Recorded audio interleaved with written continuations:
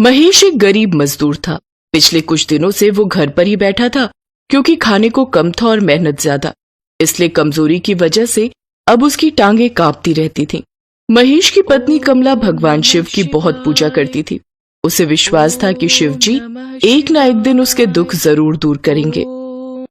ओम नमः शिवाय, ओम नमः शिवाय, ओम नमः शिवाय।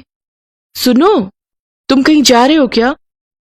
हाँ, अब खाली बैठने से क्या फायदा, कुछ ना कुछ काम तो करना ही पड़ेगा।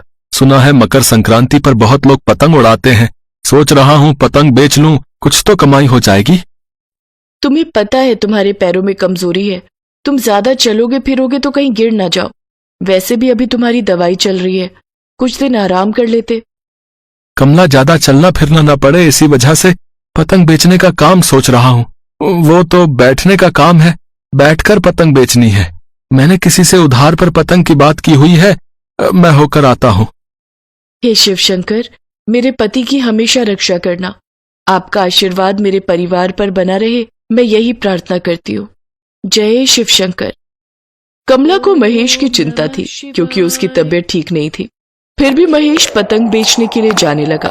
उसने उधार पर किसी से पतंगे ले ली और अगले दिन से वो पतंग बेचने के लिए बाजार में बैठ गया।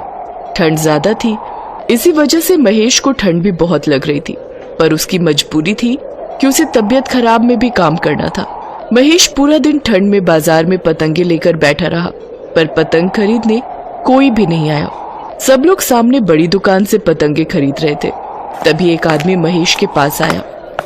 अरे भैया, 5 पतंगे देना, 10-10 वाली। देता हूँ भैया जी। अरे, आप यहाँ से पतंग मत खरीदो, वो सामने बड़ी दुकान से लेते हैं। फिर पतंग खराब निकली तो बच्चे बोलेंगे कि हमने अच्छी दुकान से क्यों नहीं ली थी। इससे मत लो, पता नहीं कैसी पतंगे देगा। अच्छा चलो फिर वहीं से खरीद लेते हैं। भैया जी सुनिए तो, मेरी पतंगे बहुत अच्छी हैं, खरीद लेते। नहीं भाई साहब, अब बच्चे ना उड़ाए तो खरीदना बेकार है, हम वहीं सामने से खरीद लेंगे। महेश का मन खराब हो गया। पूरा दिन उसकी एक भी पतंग नहीं बिकी। एक दिन बाद मकर संक्रांति थी। अगले दिन महेश अपनी पतंग और चरखी की गठरी सिर पर उठाए बेचने निकला। वो मन ही मन चिंता में डूबा हुआ था। अचानक उसका पैर लड़खड़ा जाता है।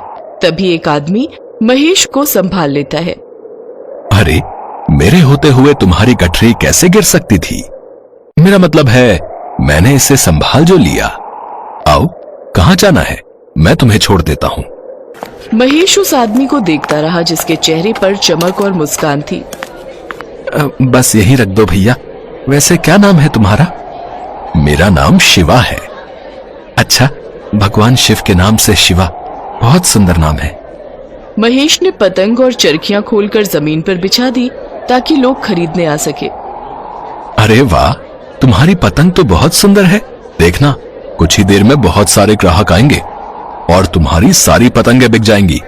पता नहीं भैया, पिछले 3-4 दिन से तो कोई भी ग्राहक नहीं आया। ऐसे ही खाली हाथ घर लौट जाता हूँ।